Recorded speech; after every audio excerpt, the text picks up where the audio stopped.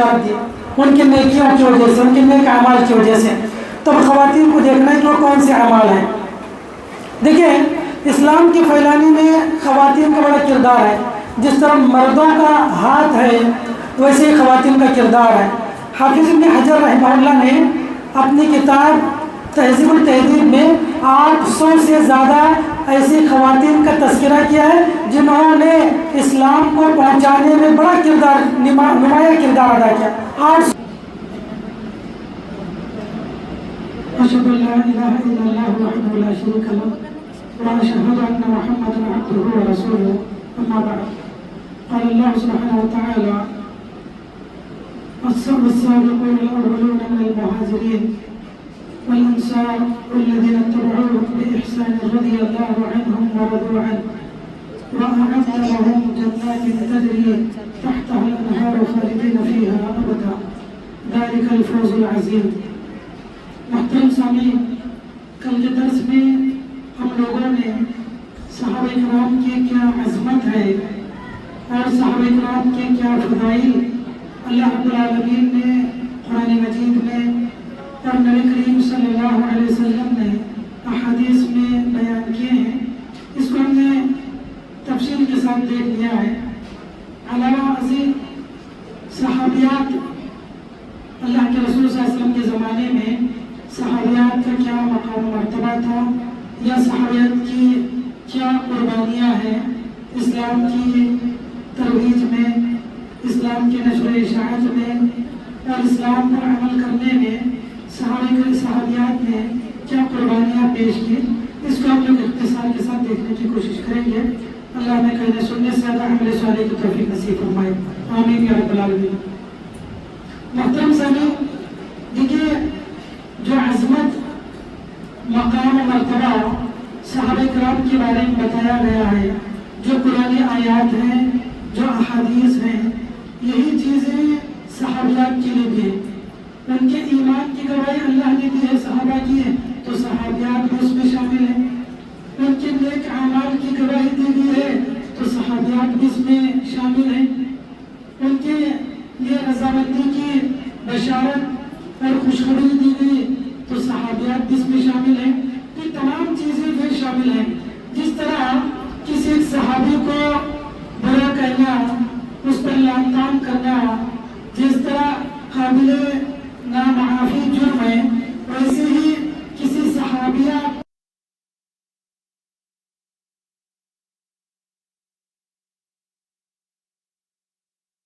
Target کرتی حضرت معاویہ رضی اللہ عنہ وغیرہ کو.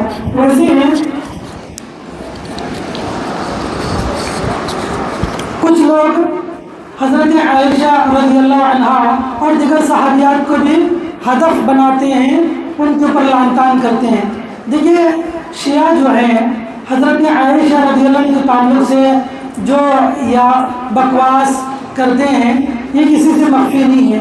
صحابہ کے اوپر، صحابیات پر الزام لگانا، بالخصوص حضرت عائشہ کو یہ لوگ حمیرہ یا حمیرہ کہتے ہیں. حمیرہ کے معنی گدی کے، تو حضرت عائشہ پر تہمت لگانا ہو یا حضرت عائشہ کو برے القاب سے پکارنا ہو، یہ تمام چیزیں یہ عین کتاب و سنت کے مخالف ہے، نہایت ہی بڑا گناہ ہے. اب دیکھیے صحابیات نے کتنی قربانیاں پیش کی. ہم انشاءاللہ ان صحابیات کے واقعات کو دیکھنے کی کوشش کریں گے، اور خواتین بالخصوص غور سے سنیں، کیونکہ صحابیات عورتوں کے لیے نمونہ ہے. صحابیات کے بارے میں ہم لوگ جو کچھ پڑھیں گے وہ عورتوں کے لیے آئیڈیل ہیں، نمونہ ہے، اسوہ ہے. خواتین سنیں کہ صحابیات کس طرح علم کا شوق ان کے اندر تھا، حجاب اور پردے کا شوق ان کے اندر تھا، عبادتوں کا شوق ان کے اندر تھا، اولاد کی تربیت کا جذبہ ان کے اندر تھا. ان چیزوں کو غور سے سنیں تاکہ ان کو اپنی زندگی کے اندر نافذ کر سکیں. اور دیکھیں کہا جاتا ہے ایک عورت کی اصلاح ہو جائے تو ایک خاندان کی اصلاح ہو جاتی ہے. الدنیا کلھا متاع وخیر متاع الدنیا المرأة الصالحہ. اللہ کے نبی علیہ السلام نے عورت کو دنیا کا سب سے بہترین سامان قرار دیا. اگر یہ درست ہو جائے، اگر یہ صحیح ہو جائے تو بڑے پورے معاشرے کی اصلاح ہو سکتی ہے. تو خواتین کو چاہیے کہ وہ بغور اس بات کو سنیں اور اپنی اصلاح کرنے کی کوشش کریں۔ میرے بھائیوں، جس طرح صحابہ کرام میں مبشرین بالجنہ جن کو جنت کی بشارت دی گئی ہے، ویسے صحابیات میں بھی ایسی کئی خواتین ہیں جن کو نبی نے دنیا ہی میں جنت کی بشارت دی، دنیا ہی میں جنت کی بشارت دی ان کی نیکیوں کی وجہ سے، ان کے نیک اعمال کی وجہ سے۔ تب خواتین کو دیکھنا ہے کہ وہ کون سے اعمال ہیں۔ دیکھیں، اسلام کے پھیلانے میں خواتین کا بڑا کردار ہے۔ جس طرح مردوں کا ہاتھ ہے ویسے ہی خواتین کا کردار ہے۔ حافظ ابن حجر رحمہ اللہ نے اپنی کتاب تہذیب التہذیب میں 800 سے زیادہ ایسی خواتین کا تذکرہ کیا ہے جنہوں نے اسلام کو پہنچانے میں بڑا کردار، نمایاں کردار ادا کیا۔ 800 سے زیادہ خواتین، بلکہ اگر پوری تاریخ دیکھیں تو مصنفین نے 10,000 سے زیادہ ایسی عورتوں کا تذکرہ کیا ہے، 10,000 سے زیادہ ایسی عورتوں کا تذکرہ کیا ہے جنہوں نے لوگوں کو علم دین سکھایا ہے، حدیث کی تعلیم دی ہے۔ دیکھیں، امام ابن تیمیہ رحمہ اللہ بہت بڑے امام، دنیا کی شیخ الاسلام کہا جاتا ہے، لیکن ایک خاتون کے پاس انہوں نے علم دین سیکھا، ایک خاتون سے انہوں نے علم حاصل کیا۔ حافظ مزی رحمہ اللہ بہت بڑے محدث ہیں، لیکن انہوں نے ایک خاتون سے علم دین سیکھا ہے۔ اسی طرح امام ذہبی رحمہ اللہ بہت بڑے امام ہیں، لیکن انہوں نے بھی اپنی کئی کتابوں میں معجم الشیوخ، تاریخ الاسلام، سیر اعلام النبلاء، ایسی بڑی بڑی کتابوں میں خواتین سے انہوں نے حدیثیں لی ہیں۔ اسی طرح حافظ ابن حجر ہیں، امام مزی ہیں، امام ذہبی ہیں، امام ابن تیمیہ ہیں، امام سخاوی ہیں، امام جلال الدین سیوطی ہیں، یہ تمام علماء بڑے بڑے علماء ہیں، چوٹی کے علماء، لیکن ان کے اساتذہ میں خواتین موجود ہیں۔ تو خواتین بھی اگر چاہیں تو دین کی بڑی خدمت کر سکتی ہیں۔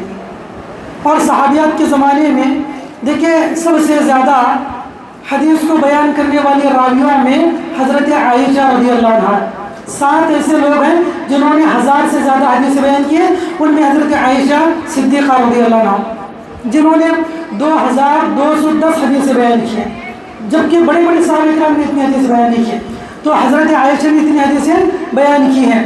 اور احکام میں، اعمال میں، عبادات میں، معاملات میں حضرت عائشہ کی حدیثیں ملیں گی۔ اب دیکھیں، سب سے پہلی چیز صحابیات کے اندر جذبہ، علم دین سیکھنے کا جذبہ کیسا تھا۔ آج لڑکیوں کو بلا کر پڑھانا پڑتا ہے کہ آؤ ہمارے ادارے میں پڑھنے کے لیے، لیکن اس وقت دیکھیے صحابیہ کہتی ہیں، حضرت ابو سعید کہتی ہیں، ایک خاتون اللہ کے نبی کے پاس آئی، جاءت امرأة إلى رسول الله صلى الله عليه وسلم فقالت يا رسول الله ذهب الرجال بحديثك فاجعل لنا من نفسك يوما۔ خواتین کہتی ہیں اللہ کے نبی کی خدمت میں آ کر، اے اللہ کے نبی، مرد حضرات ہم پر غالب آ گئے، وہ ہمیشہ آپ سے علم دین سیکھتے ہیں، اے اللہ کے نبی ہمارے لیے کوئی دن وقت دیجیے، فاجعل لنا من نفسك يوما، ہمارے لیے کوئی دن مقرر کیجیے، تعلمونا مما علمك اللہ۔ دیکھیے جذبہ صحابیات کا، تعلمونا مما علمك اللہ، اللہ نے جو آپ کو علم دیا ہے وہ آپ ہمیں سکھائیے، وہ علم ہمیں سکھائیے۔ اللہ کے نبی نے کہا اچھی بات ہے، ان کے جذبے کو آپ نے دیکھا، کہا اجتمعنا فی یوم کذا وکذا فی یوم کذا وکذا، کہا کہ فلاں خاتون کے گھر میں فلاں جگہ فلاں وقت میں جمع ہو جانا، میں تمہیں دین کی باتیں سکھاؤں گا۔ صحابیات جمع ہو گئی، اللہ کے نبی چلے گئے اور آپ نے ان کو دین کی باتیں بتائی، بہت ساری چیزیں، جس میں ایک بات یہ تھی کہ جس کسی خاتون کے 2 بچے 3 بچے بلوغت سے پہلے وفات پا جائے اور اس پر صبر کرے تو اللہ کے نبی نے کہا وہ بچے اس کے لیے جہنم سے آڑ بن جائیں گے، اس کو جہنم میں داخل نہیں ہونے دیں گے بچے، وہ سفارش کر کر جنت میں لے جائیں گے۔ تو ایک خاتون نے پوچھا، اے اللہ کے رسول، کیا 2 بچے جس کے وفات ہو جائے اس کے لیے بھی یہ فضیلت ہے؟ تو نبی نے کہا جس کے 2 بچے وفات ہو اور وہ عورت صبر کرے اس کے لیے بھی بشارت ہے۔ ایک اور روایت میں ایک خاتون نے ایک بچے کے بارے میں سوال کیا، ایک بچہ وفات پا جائے تو کیا اس کے لیے بھی یہ خوشخبری ہے؟ نبی نے کہا اس کے لیے بھی خوشخبری ہے۔ تو نبی علیہ السلام جو ہے صحابیات کو جمع کرتے اور انہیں دعوت دین بتایا کرتے، سکھایا کرتے۔ تو آج ضرورت ہے اس بات کی کہ خواتین علم دین کو حاصل کریں، اس لیے کہ اگر ایک عورت سنور جائے، ایک عورت سدھر جائے، پورا معاشرہ سدھر جائے گا، پورا گھرانہ سدھر جائے گا۔ بچوں کی تربیت کی اصل ذمہ داری عورت کی ہے۔ اگر عورت خود جاہل ہو، عورت پڑھی لکھی نہ ہو، عورت دیندار نہ ہو، تو اس کے بطن سے پیدا ہونے والی اولاد بھی جو ہے، اس کی جنریشن بھی جو ہے بے دین ہوگی۔ تو عورت کا پڑھنا ضروری ہے، دینی تعلیم حاصل کرنا ہر عورت کے لیے ضروری ہے. دنیاوی تعلیم پڑھیں، جتنی پڑھنی ہے پڑھیں، لیکن دینی تعلیم سے محروم نہ کریں. اپنی بچیوں کو دینی تعلیم سے محروم نہ کریں. دیکھیے حضرت ام ہشام رضی اللہ عنہ کہتی ہیں ما حفظت قاف الا من في رسول الله صلی اللہ علیہ وسلم يخطب بها كل جمعة قال وكان تنورنا وتنور رسول الله صلی اللہ علیہ وسلم واحدا. حضرت ام ہشام کہتی ہیں کہ میں نے خطبات جمعہ میں شریک ہو کر صرف نبی کی زبان سے سن کر میں نے پورا سورہ قاف یاد کر لیا. صرف سن کر، پڑھ کر نہیں. تو اتنا جو ہے صحابیات کو جذبہ ہوتا کہ مساجد کو آئیں، نبی صلی اللہ علیہ وسلم سے کچھ سیکھیں، کچھ یاد کریں. تو انہوں نے صرف نبی کی زبانیں سن کر قرآن یاد کر لیا، سورہ قاف یاد کر لیا. اسی طرح حضرت ام ورقہ بڑی معروف صحابیہ ہیں. علامہ البانی رحمہ اللہ نے ارواء الغلیل کے اندر اس حدیث کو ذکر کیا ہے. حضرت ام ورقہ رضی اللہ عنہ کے بارے میں آتا ہے وَكَانَتْ قَدْ جَمْعَتِ الْقُرْآنِ وَكَانَ النَّبِيُّ صلی اللہ علیہ وسلم قَدْ أَمَرَهَا أَنْ تَعُمَّ أَهْلَ دَارِهَا وَقَالَ لَهَا مُؤَذِّنٌ وَاحِدٌ مُؤَذِّنٌ وَكَانَتْ تَعُمُّ أَهْلَ دَارِهَا. کہتے ہیں کہ حضرت ام ورقہ بنت عبداللہ یہ مکمل قرآن کی حافظ تھی. پورا قرآن ان کو یاد تھا اس زمانے میں، جبکہ قرآن نازل ہو رہا تھا. بڑے بڑے صحابہ کرام کو قرآن یاد نہیں تھا، لیکن ایک خاتون کو اس زمانے میں انہوں نے قرآن یاد کر لیا. اور جب قرآن انہوں نے یاد کر لیا، اللہ کے نبی نے کہا کہ آج سے تم اپنے گھرانے کی امام بن گئی. اللہ کے نبی نے ان کو حکم دیا انت ام اہل دارہا، ان کے گھر کے، ان کے خاندان کی جو عورتیں ہیں ان عورتوں کی تم امامت کرو. نبی نے ان کو حکم دے دیا. تو یہ اپنے گھر کے خاندان کے لوگوں کو نماز پڑھایا کرتی تھی. تو اس سے معلوم ہوتا ہے کہ نبی کے زمانے میں خواتین علم دین سیکھنے کی بڑی حریص ہوا کرتی تھی، بڑی شوقین ہوا کرتی تھی. لیکن آج ہمارے یہاں یہ جذبات کم ہیں. آج ہمارے یہاں خواتین میں لوگ معیوب سمجھتے ہیں یا گھر سے باہر بھیجنے کو دنیاوی تعلیم چاہے جتنا دے لیں، لیکن میرے بھائی دینی تعلیم دینا ضروری ہے. اگر ہم چاہتے ہیں کہ ہماری بچیاں دیندار بنے، ہماری بچیاں اللہ اور اس کے رسول کی ماننے والی بنے، ان بچیوں کو دینی تعلیم دینا ضروری ہے. میرے بھائیوں آج ارتداد کا جو فتنہ ہے، ارتداد کا جو فتنہ ہے، بڑی بڑی بچیاں کالج سے، اسکول سے غیر مسلموں کی سوچ جو جا رہی ہے، یہ اس کا ریٹ، اس کا ریشو جو ہے ہم سب جانتے ہیں. بڑی تیزی کے ساتھ جو لڑکیاں مرتد ہو رہی ہیں. اس کے اسباب کیا ہیں؟ اس کے وجوہات کیا ہیں؟ اس کے وجوہات میں بنیادی وجہ دینی تعلیم سے محرومی ہے.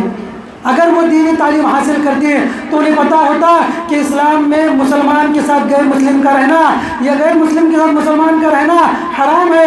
اگر یہ جانتی ہے تو ہرگز کسی پرائے کا ہاتھ نہیں تھامتی، پرائے کا ہاتھ نہیں تھامتی. بہت ساری لڑکیاں جو مسلمان لڑکیاں غیروں کے ساتھ جا رہی ہیں، بنیادی وجہ تعلیم کی کمی، تربیت کی کمی. اور کچھ ہیں مسلمانوں کے ساتھ ہے لیکن ان کا رہنا نہ رہنا برابر ہے. اتنا فریڈم ان کو مل گیا ہے، اتنا دین سے دوری ان کی بن گئی ہے کہ غیروں کے کلچر میں، ان کے فیسٹیولز میں ان کے ساتھ جو ہے گرل فرینڈ کے، بوائے فرینڈ کے یا جو بھی فحاشی اور بدکاری کی چیز ہوتی ہے، باقاعدہ لڑکیاں بھی اس میں شامل ہوتی ہیں. جبکہ مسلمان ماں باپ نوازی ہیں، ماں باپ روزے دار ہیں، لیکن یہ لڑکیاں کالج میں، یونیورسٹی میں کیا بول کھلاتے ہیں ماں باپ کو نہیں پتہ ہوتا. میرے بھائی یاد رکھیں، اگر آپ نے بچوں کو دینی تعلیم نہیں دی، خاص کر لڑکیوں کو اگر دینی تربیت نہیں دی ہے، اللہ کی بارگاہ میں آپ پکڑے جائیں گے. اللہ کی بارگاہ میں آپ جواب دہ ہوں گے. اللہ کے نبی نے فرمایا جس انسان کو اللہ نے 3 اولاد دیے، اس سے پہلے ہم نے اس حدیث کو دیکھا، جس انسان کو اللہ نے 3 لڑکیاں دی اس نے ان بچوں کی تربیت کی سب سے پہلے کہا، ان کو علم سکھلایا، ادب سکھلایا، تربیت دی، ان کی اچھی جگہ شادی کی، اللہ ان کے لیے جنت کا راستہ آسان کرے گا. یہی لڑکیاں ان کے لیے جہنم سے آر بن جائیں گے. باپ کی بنیادی ذمہ داری ہے بچیوں کو تعلیم دینا. بچیوں کو 1 سال سے 2 سال سے آپ اسکولوں میں پڑھائیں، کالجوں میں پڑھائیں، لیکن کم از کم 2 سال 3 سال تک بچیوں کو تعلیم پڑھانا ضروری ہے. اور خاص کر آج یہ جو فتنوں کا ماحول ہے، آج جس دور سے ہم گزر رہے ہیں یہ بڑا پرفتن دور ہے.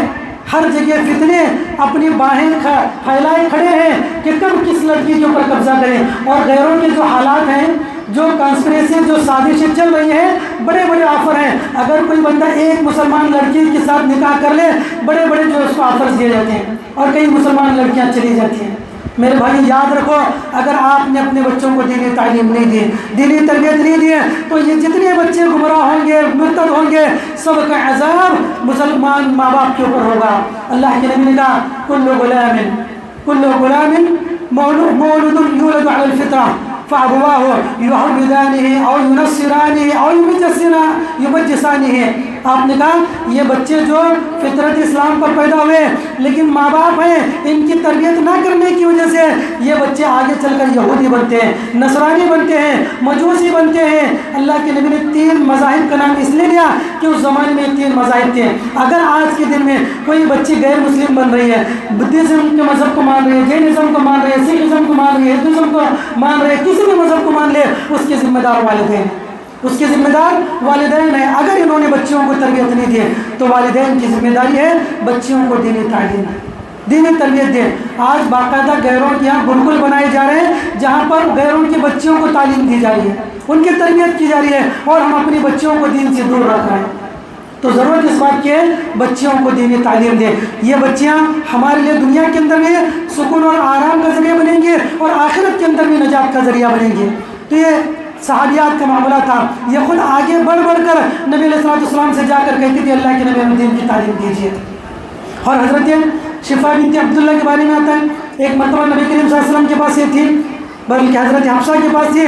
اللہ کے نبی علیہ السلام نے ان سے کہا کہ دیکھو تم نے جس طرح حضرت حفصہ کو لکھنا پڑھنا سکھایا ہے اس کو قرآن پڑھ کر دم کرنا بھی سکھاؤ، اس کو دم کرنا بھی تم اس کو سکھاؤ۔ حضرت حفصہ کو سکھانے کے لیے اللہ کے نبی علیہ السلام نے کہا، تو حضرت شفا بنت عبداللہ نے ان کو سکھا دیا۔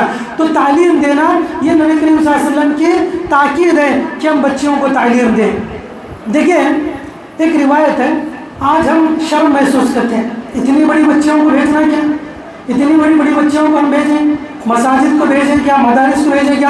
حضرت عائشہ کہتی ہیں رضی اللہ عنہا نعم النساء نساء الانصار لم يكن يمنعهن الحياء ان يتفقهن في الدين۔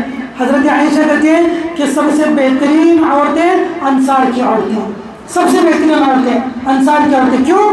لم يمنعهن الحياء ان يتفقهن في الدين، اس لیے کہ ان کو علم دین سیکھنے میں ان کی حیا آڑے نہیں آتی، رکاوٹ نہیں بنتی۔ یہ انصار کی عورتیں ہیں جو علم دین سیکھا کرتی ہیں، بڑی بڑی بزرگ عورتیں ہیں، بڑی عمر کی عورتیں ہیں، لیکن ان کے لیے رکاوٹ نہیں بنتی۔ آج بڑی عورتیں علم دین سیکھنے کے لیے معیوب سمجھتے ہیں، حیا اور شرم کی بات سمجھتے ہیں۔ حضرت عائشہ کہتے ہیں کہ یہ عورتیں اس لیے اچھی ہیں کہ ان کو علم دین سیکھنے میں حیا اور شرم محسوس نہیں ہوتی۔ تو میرے بھائیوں، صحابیات کے زمانے میں عورتیں تعلیم کے میدان میں آگے ہوا کرتی تھیں، بلکہ حضرت ابو موسیٰ اشعری کہتے ہیں کہ کچھ ایسے مسائل ہوتے ہیں خود مردوں کو مسائل نہیں پتہ ہوتے، عورتوں کو پتہ ہوتے۔ مرد حضرات عورتوں کے پاس جا کر بالخصوص حضرت عائشہ کے پاس جا کر اس مسئلے کا حل تلاش کرتے ہیں۔ حضرت ابو موسیٰ اشعری کہتے ہیں ما اشکل علینا اصحاب رسول اللہ صلی اللہ علیہ وسلم حدیث قط فسألنا عائشہ الا وجدنا عندها منه علما۔ کہتے ہیں کہ جب بھی ہمیں کوئی پیچیدہ مسئلہ پیش آتا، دیکھیے ابو موسیٰ اشعری حالانکہ اپنے جگہ پر ہی بہت بڑے فقیہ، بہت بڑے سمجھدار انسان ہیں، لیکن کیا کہتے ہیں جب بھی ہمیں کوئی پیچیدہ مسئلہ درپیش ہوتا، ہماری سمجھ سے دور ہوتا، تو ہم لوگ حضرت عائشہ کے پاس جاتے ہیں، الا وجدنا عندها منه علما، ہم اس مسئلے کا حل ان کے پاس پا لیتے، ان کے پاس اس مسئلے کا حل ہوتا۔ یہ ہے عورتوں کی تعلیم کہ مردوں کے مسائل کو صحابیات حل کیا کرتے تھے، اس لیے کہ علم دین انہوں نے سیکھا تھا۔ بلکہ بڑے بڑے صحابہ کرام جو ہیں صحابیات کے پاس آ کر نصیحت طلب کیا کرتے تھے۔ حضرت معاویہ رضی اللہ عنہ کے بارے میں آتا ہے، ایک مرتبہ انہوں نے حضرت عائشہ کے پاس لکھ بھیجا ان اکتبوا لی کتابا توصینی فیہ ولا تخزنی علی، فكتبت عائشة إلى معاوية سلام عليك أما بعد فإني سمعت رسول الله صلى الله عليه وسلم يقول من التمس رضا الله بسخط الناس كفاه الله معونة الناس۔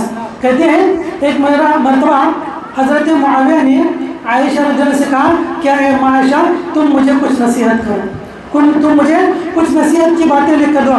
حضرت عائشہ نے ان کو لکھ کر بھیجا، سب سے پہلے سلام کیا، السلام علیکم۔ اس کے بعد کہا کہ دیکھو میں نے اللہ کے نبی علیہ السلام کو کہتے ہوئے سنا ہے کہ جو کوئی بندہ دنیا کے اندر اللہ کو راضی کرنے کے لیے لوگوں کو ناراض کرے تو اللہ ان لوگوں کے لیے اس کے بے پرواہ کر دیتا ہے، ان لوگوں سے اس بندے کو بے پرواہ کر دیتا ہے، وہ اس کے ساتھ دشمنی نہیں کریں گے، اللہ اس کا حامی اور اس کا ضامن بن جاتا ہے۔ لیکن لیکن جو لوگ لوگوں کو راضی کرنے کے لیے اللہ کو ناراض کر دے وَكَلَهُ اللَّهُ إِلَى النَّاسِ، اللہ تعالیٰ اس بندے کو انہیں لوگوں کے سپرد کر دیتا ہے، انہیں کے سپرد کر دیتا ہے۔ اب وہ لوگ جو ہے جو اس کو جو آپ چاہتے تھے کہ ہماری ساتھ رضامندی کا معاملہ کرے، لیکن وہی لوگ ایک دن اس سے ناراض ہو جاتے ہیں۔ اور لوگوں کا یہ حال ہے۔ میرے بھائی یاد رکھو، زندگی کے اندر کبھی بھی ہمارا یہ اسٹینڈ ہونا چاہیے کہ ہم اللہ کو راضی کریں، دنیا والوں کو راضی کرنے کے چکر میں نہ پڑیں، اس لیے کہ رضا الناس غایۃ لا تنال، رضا الناس غایۃ لا تنال، سب لوگوں کو راضی کرنا یہ ایک ایسا گول ہے جس کو ہم کبھی نہیں پا سکتے۔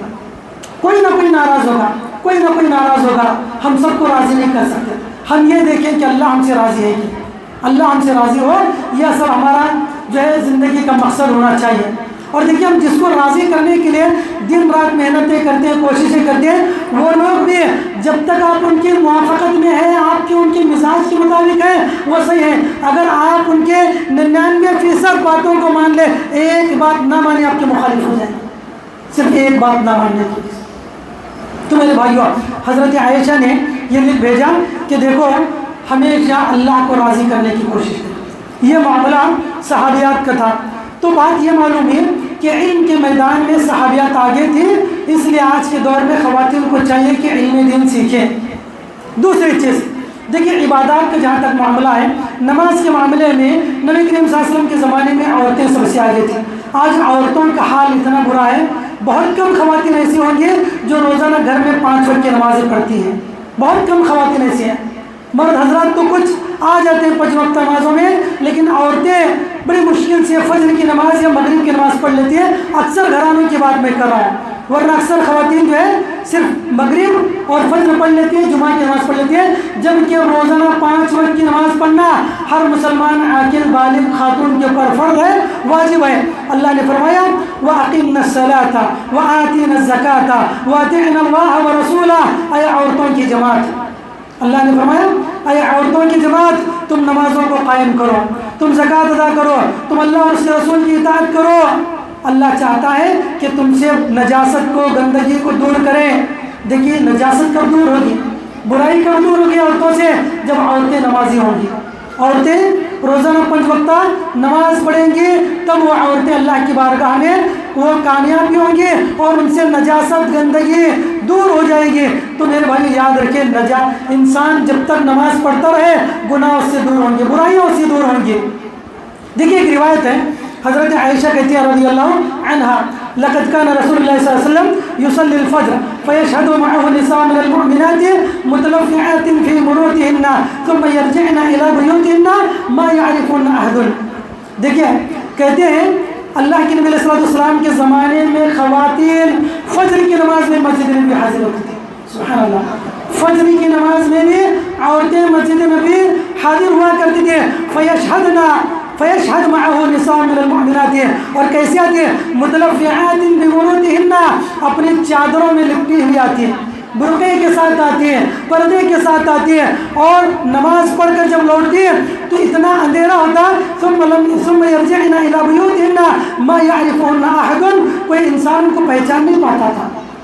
اس سے بات یہ معلوم ہوتی ہے نبی صلی اللہ علیہ وسلم جب فجر کی نماز پڑھتے اس کے بعد بھی اندھیرا باقی رہتا تھا، اس کے بعد بھی اندھیرا باقی رہتا، یعنی نبی صلی اللہ علیہ وسلم نماز فجر غلس میں پڑھتے تھے۔ غلس کے الفاظ، غلس یعنی اندھیرا باقی رہتا، اسفار میں نہیں۔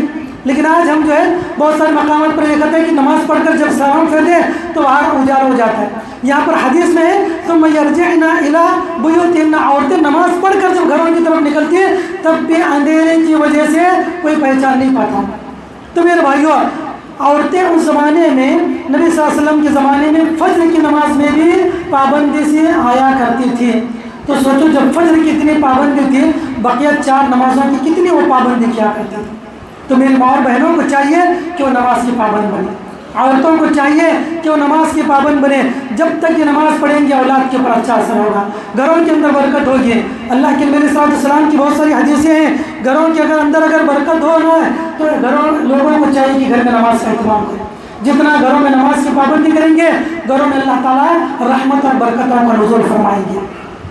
تو اللہ رب العالمین نے اللہ صحابیات سے کہا وَأَقِمْنَا الصَّلَاةَ، اے عورتوں کی جماعت تم نماز قائم کرو۔ اور دیکھیں حضرت زینب رضی اللہ کے بارے میں آتا ہے، بڑی عبادت گزار خاتون، بڑی نماز پڑھنے والی خاتون، ایک باقاعدہ رسی انہوں نے باندھ رکھی تھی، عبادت کرتی جاتی ہے، یہاں تک کہ اگر عبادت میں تھک جاتی تو وہ رسی کو پکڑ کر جو ہے جھوم جایا کرتی تاکہ وہ سستی اور اکتاہٹ دور ہو جائے اور وہ دوبارہ نشیط اور ایکٹیو ہو کر عبادت میں لگ جائے۔ تو اللہ کے نبی علیہ السلام نے فرمایا اللہ حلوہ لیصلی احدکم نشاطہ فاذا فطر فلیقعد۔ اللہ کے نبی نے کہا دیکھو جب تک تمہارے جسم کے اندر نشاط ہے اس وقت تک تم جو ہے عبادت کرو، جب سستی غالب آ جائے، اکتاہٹ غالب آ جائے تو تم عبادت کرنا چھوڑ دو، بیٹھ جاؤ اور آرام کرو۔ یہ اللہ کے نبی نے کہا۔ یہاں عورتیں ایسی تھیں کہ نبی کو منع کرنا پڑتا تھا، لیکن آج کی عورتوں کو کہنا پڑتا ہے عبادت کے لیے، آج کی عورتوں کو موٹیویٹ کرنا پڑتا ہے، ترغیب دینا پڑتا ہے کہ عبادت کرو ہر معاملے میں۔ لیکن نبی کے معاملے میں عورتیں بڑی پابندی سے جو ہے عبادت کیا کرتی، ہر عبادت چاہے علم دین ہو، نماز ہو، روزہ ہو، زکوٰۃ ہو، حج عمرہ ہو، پردہ ہو، تمام چیزوں کے اندر وہ صحابیات ہمارے لیے آئیڈیل اور نمونہ ہے۔ آج کی عورتوں کو بھی دیکھنا چاہیے کہ ان کی زندگیاں کیسی تھی۔ دیکھیے حضرت عائشہ جویریہ رضی اللہ عنہ کہتی ہیں کہ اللہ کے نبی علیہ السلام کا جب انتقال ہو گیا تو آپ علیہ السلام کے وفات کے بعد مسلسل آپ کی بیویاں بلکہ آپ کی زندگی کے آخری ایام ہی سے صحابیات جو اعتکاف میں بیٹھ جایا کرتی تھی۔ صحابیات کان یعتکف العشر الاواخر من رمضان حتی توفاہ اللہ ثم اعتکف ازواجہ من بعدہ۔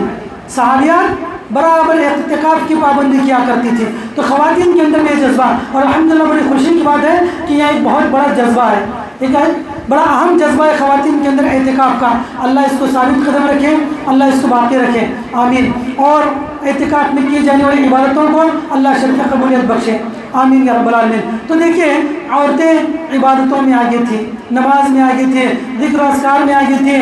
ہر صحابی ایک بار میں بس ایک مثال آپ کے سامنے رکھ رہا ہوں، ورنہ ہر صحابی کی اگر عبادت ہم گناتے چلے جائیں کئی مہینے گزر جائیں گے۔ بس ایک چیز میں ہر صحابی کے ذکر کرتا ہوا جا رہا ہوں۔ حضرت جویریہ کے بارے میں آتا ہے نماز فجر سے پہلے بیٹھ گئی اپنے مصلی پر، نماز فجر سے پہلے بیٹھ گئی۔ بڑی جامع دعائیں میرے بھائی یاد رکھنے کی ہیں۔ کہتے ہیں اللہ کے نبی علیہ السلام جو ہے فجر کی نماز پڑھنے کے لیے چلے گئے، نماز کے بعد اشراق پڑھ کر آپ واپس آئے۔ جب واپس آئے تو آپ نے دیکھا کہ حضرت جویریہ ابھی اسی مقام پر بیٹھے ہوئے ہیں جس جگہ پر وہ آپ کے جانے سے پہلے تھے۔ تو آپ نے کہا لقد قلت بعدك 4 کلمات 3 مرات، کہا کہ دیکھو میں نے تمہارے بعد 4 کلمات کہے ہیں، 4 کلمات میں نے 3 مرتبہ کہا ہے۔ اگر ان 4 کلمات کو اور تمہاری اب تک کی عبادت کو اگر وزن کیا جائے تو میرے یہ 4 کلمات تمہاری اب تک کی عبادت پر بھاری پڑ جائیں گے۔ لو وزنت بما قلت منذ اليوم لوزنتهن۔ وہ 4 کلمات کیا ہیں؟ سبحان اللہ بحمدہ عدد خلقہ ورضا نفسہ وزنت عرشہ ومداد کلماتہ۔ کہتے ہیں کہ ایک بندہ فجر کی نماز سے لے کر اشراق تک عبادت کر رہا ہے تو اس کی پوری عبادت ایک ایسی دعا جو صرف 3 مرتبہ کہی جائے اس کے برابر نہیں ہے۔ حدیث کیا ہے؟ مسلم شریف کی روایت ہے، آپ نے فرمایا 4 کلمات کیا ہیں؟ سبحان اللہ، بہت پیاری دعا، اس کو یاد کر لیجیے آپ لوگ۔ سبحان اللہ بحمدہ عدد خلقہ ورضا نفسہ وزنت عرشہ ومداد کلماتہ۔ اللہ کی پاکی ہو، اللہ کی پاکی ہو اس کے مخلوق کی تعداد کے برابر، اللہ کی پاکی ہو اس کے نفس کی رضامندی کے برابر، اللہ کی پاکی ہو اس کے عرش کے وزن کے برابر، اللہ کی پاکی ہو اس کے کلمات کو لکھنے کے لیے جتنی سیاہی درکار ہے اس کے برابر، اتنی پاکی ہو۔ دیکھیے بڑی پیاری دعا ہے، یعنی بندہ فجر سے لے کر اشراق تک جو عبادت کر رہا ہے اس سے زیادہ وزنی ہے عبادت۔ اس کا یہ مطلب نہیں کہ فجر کے بعد سے اشراق تک کی عبادت کی اہمیت نہیں ہے، بلکہ وہ بھی بہت بڑی عبادت ہے۔ اللہ کے نبی نے کہا جو بندہ نماز فجر سے لے کر طلوع شمس، سورج کے طلوع ہونے تک بیٹھ کر عبادت کرے، ذکر کرے، اس بندے کو اللہ تعالیٰ مکمل حج اور عمرے کا ثواب دے گا۔ 3 مرتبہ اپنے جملہ کہا تامتن تامتن تامتن، مکمل مکمل مکمل حج عمرے کا ثواب دے گا۔ کتنی بڑی فضیلت کی بات ہے، کتنی بڑی فضیلت کی بات ہے۔ تو یہ بڑا پیارا جملہ ہے سبحان اللہ۔ اور دیکھیے میں نے اس سے پہلے بھی آپ لوگوں کو بتایا قرآن میں صرف 18 مقامات پر اللہ نے لفظ سبحان استعمال کیا، اور بہت ہی امپورٹنٹ سگنیفیکینٹ جگہوں پر یہ جملہ استعمال کیا ہے سبحان اللہ، اللہ کی پاکی ہو، سب سے محبوب کلمہ۔ حضرت ابو ذر صلی اللہ علیہ وسلم نے کہا تھا کیا میں تمہیں 2 کلمہ نہ بتاؤں جو اللہ کو محبوب ہے؟ انہوں نے کہا ضرور بتائیے. تو آپ نے کہا سبحان اللہ بحمدہ سبحان اللہ العظیم. اور بخاری کی آخری حدیث میں تو اللہ کی پاکی ہو اللہ کی مخلوق کی تعداد کے برابر. میرے بھائیوں، کیا کوئی بندہ جان سکتا ہے دنیا میں اللہ کی مخلوق کتنی ہے؟ حضرت آدم کی پیدائش سے لے کر آج تک کتنے انسان پیدا ہوئے کوئی شمار نہیں کر سکتا. پھر قیامت تک کتنے لوگ پیدا ہوں گے کوئی شمار نہیں کر سکتا. فرشتوں کی تعداد کتنی ہے؟ ایک مرتبہ جو فرشتہ بیت المعمور پر طواف کر لے، ہر دن 70,000 فرشتے وہاں پر طواف کر رہے ہیں. ایک دن جو طواف کر لے قیامت تک اس کی باری نہیں آئے گی. ایک دن میں 70,000 فرشتے ہیں اور قیامت تک اس فرشتے کی باری نہیں آئے گی. تو سوچو فرشتوں کی تعداد کتنی ہے. میرے بھائیوں، عدد خلقی ہے، مخلوق میں تمام مخلوقات داخل ہیں. جنگلات میں کتنی مخلوق ہم جانتے ہیں، سمندروں کے اندر کتنی مخلوق ہے ہم جانتے ہیں. میرے بھائیوں، مخلوق کی تعداد تو دور کی بات، مخلوق کی قسمیں کتنی ہیں، کون کون سی مخلوق ہیں ہم یہ بھی نہیں جانتے. میرے بھائیوں، عجیب و غریب جو ہے آپ دیکھیں، عجیب و غریب مخلوقات جو سمندر کے اندر ملیں گی، جنگلوں کے اندر ملیں گے، اور ایسی ایسی مخلوقات چھوٹی سے چھوٹی جو ہے مخلوق سے لے کر بڑی سے بڑی مخلوقات ہیں. اتنی تعداد کے برابر اللہ کے نبی نے کہا اللہ رب العالمین کی تعریف ہو. اور رضا نفس ہے، اللہ کی اتنی تعریف ہو جتنا اللہ خود چاہتا ہے. ہم نہیں کر سکتے اللہ کی تعریف. میرے بھائیوں، اللہ کے نبی خود نہیں کر سکتے تھے. اللہ کے نبی کیا کہتے تھے؟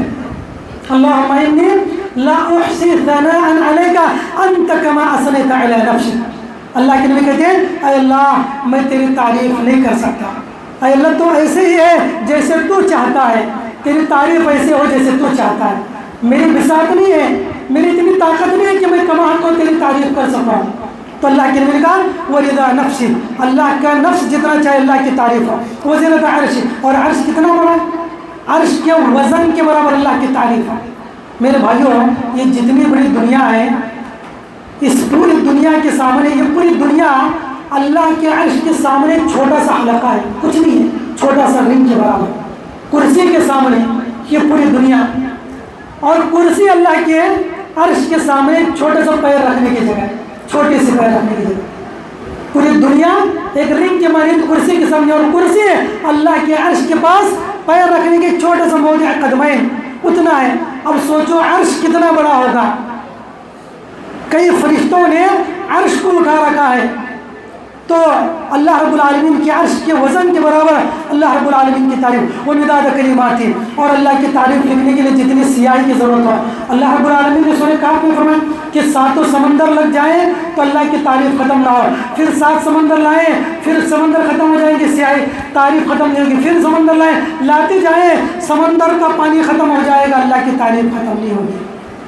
یہ بڑی پیاری دعا ہے، اس کو یاد کر لیں. سبحان اللہ بحمدہ عدد خلقہ ورضا نفسہ وزنۃ عرشہ ومداد کلماتہ. تو یہ حضرت ہے 3 مرتبہ یہ کہنا چاہیے، 3 مرتبہ یہ دعا. تو حضرت جویریہ رضی اللہ عنہ کرتی، یہ صحابیات تھی ہیں، بڑی نیک کے معاملے میں جو ہے آگے بڑھا کرتی ہیں. تو دیکھیں تعلیم کے معاملے میں خواتین آگے تھیں، عبادت کے معاملے میں آگے تھیں، روزہ رکھنے کے معاملے میں خواتین جو ہے، کوئی خواتین اس زمانے میں خود رکھنا تو دور کی بات، بلکہ چھوٹے چھوٹے بچوں سے وہ روزہ رکھواتی تھی. اس زمانے میں تصور نہیں تھا کہ کوئی خاتون روزہ چھوڑ دے، فرض روزہ چھوڑ دے، تصور نہیں تھا. آج پیر درد ہے روزہ چھوڑ، سر درد ہے روزہ چھوڑ دیں، دل نہیں کر رہا ہے روزہ چھوڑ دیں. کتنی خواتین ہیں جو فرض روزے چھوڑ دیتی ہیں.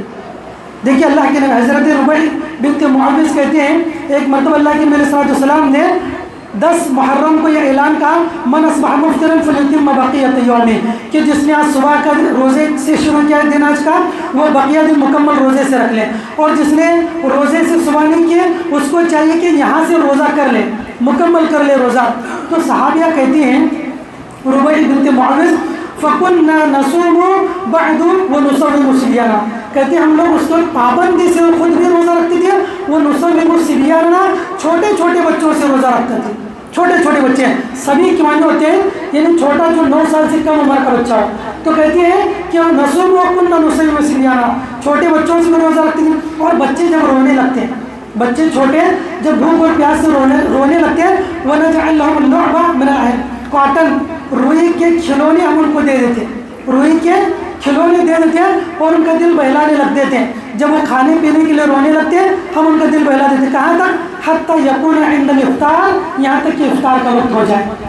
تو خواتین اس زمانے میں خود بھی روزہ رکھا کرتی تھی اور اپنے بچوں کو بھی روزہ رکھواتی تھی. اور یہ کامن بات کری ہے، عام عورتوں کی بات کری، اپنی بات نہیں ہے بلکہ کننا نصوم پورے عورتوں کی بات ہے. یہ پوری عورتیں نبی کے زمانے میں روزوں کا اہتمام کیا کرتی تھی.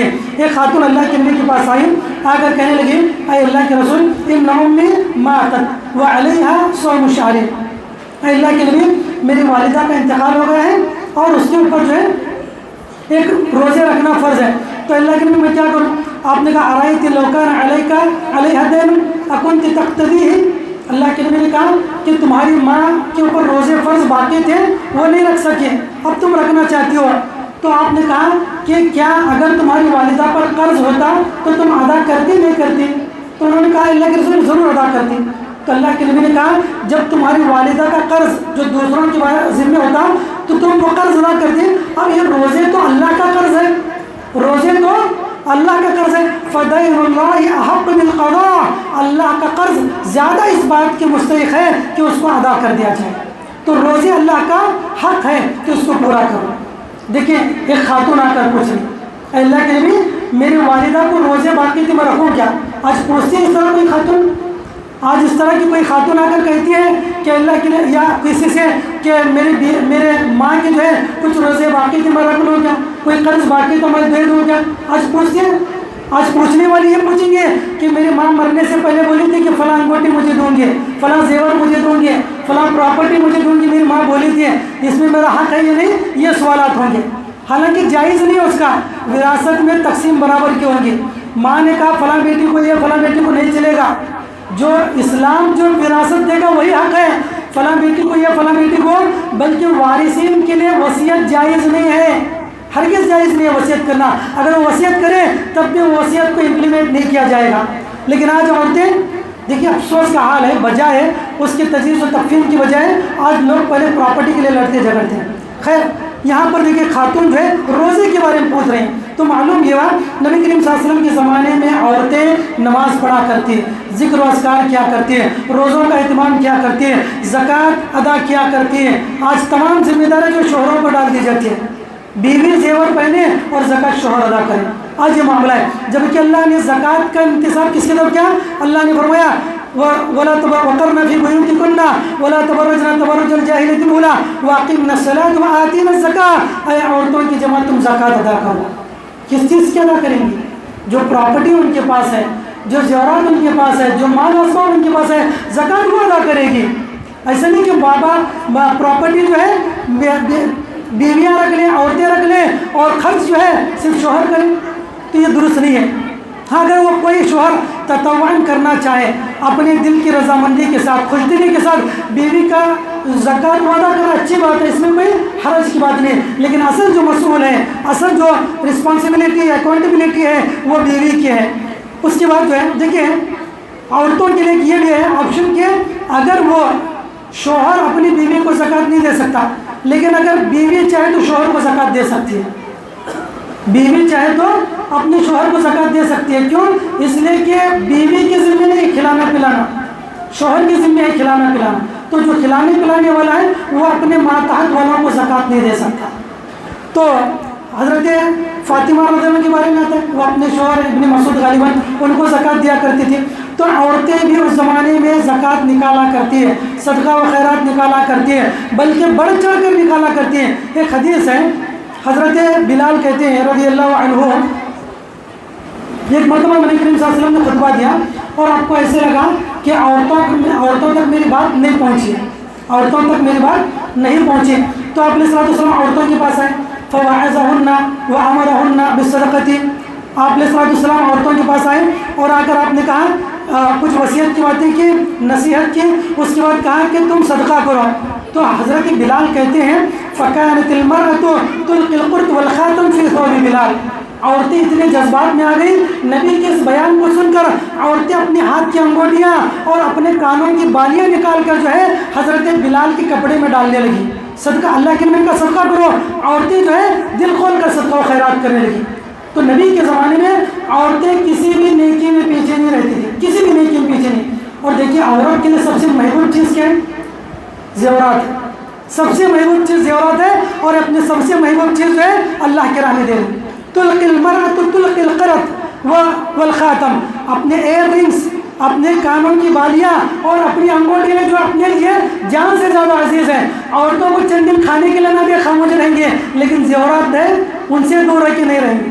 تو سب سے محبوب چیز ہے وہ اللہ کے راہ میں عورتیں نبی صلی اللہ علیہ وسلم کے زمانے میں دیا کرتی تھے.